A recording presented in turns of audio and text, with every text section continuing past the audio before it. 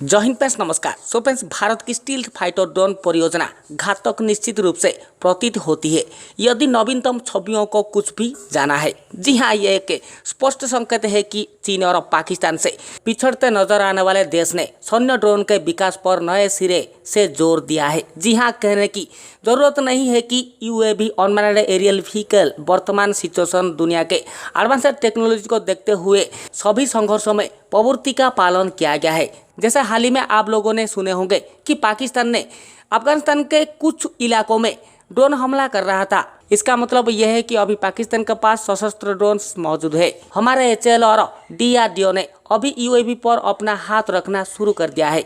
जैसे इस साल की शुरुआती में भारत के जम्मू एयरफोर्स स्टेशन पर ड्रोन हमले ने यूएवी की मदद से टेररिस्ट को होने वाले नुकसान और विकास को उजागर किया है। भारतीय सेना प्रमुख ने हाल ही में कहा था कि खतरा कितना गंभीर है और भारत के ड्रोन शस्त्रागार को मजबूत करने की आवश्यकता पर जोर दिया।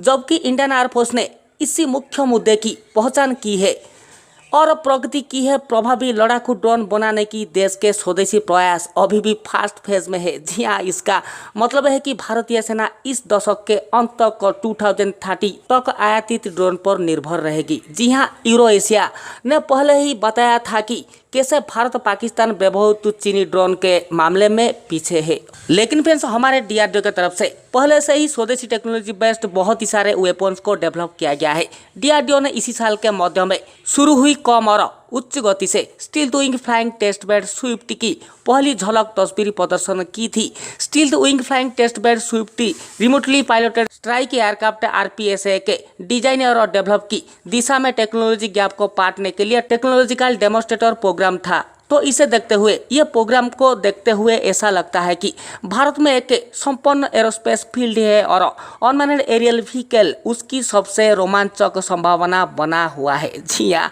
हालांकि स्थानीय रूप से विकसित अनमैन्ड एरियल व्हीकल सिस्टम्स को अपनाना थोड़ा धीमा है। जी हाँ, हालांकि Bharat Rustom unmanned aerial vehicle पर काम तेजी कर दिया है और हालांकि ये ओनली सर्वेलेंस कर सकता है, लेकिन इसका आर्म्ड वर्जन के लिए भी हमारे डीआरडीओ की तरफ से काम किया जा रहा है। लेकिन फिर जानकार के लिए बता दूं कि अभी ये जो टैक्सीटाइल पूरा किया है हमारे Swift stealth unmanned compact aerial vehicle, तो ये फ्यूचर में घातक प्रोग्राम में कन्वर्ट हो सकता है। घातक प्रोग्राम तो पहले से ही था, लेकिन ऐसा सुनने को मिल रहा था कि हमारे डीआरडीओ की तरफ से ये स्विफ्ट प्रोग्राम को देखते हुए ये घातक प्रोग्राम को थोड़ा सा ब्रेक कर दिया गया था। ब्रेक नहीं, ये प्रोग्राम ये स्विफ्ट के ऊपर जाएगा फ्यूचर में, जिसका 2025 में फास्ट फ्लाइट किया जाएगा और 2029 तक इसे मास प्रोडक्शन में ले लिया जाएगा और हमारे आर्म फोर्सेस में शामिल कर दिया जाएगा। साथ साथ एक बड़ी बात यह है कि हमारे नावल फोर्सेस के लिए भी एक desk based UAV unmanned compact aerial vehicle को डेवलप किया जाएगा, जो कि ये घातक ही होगा।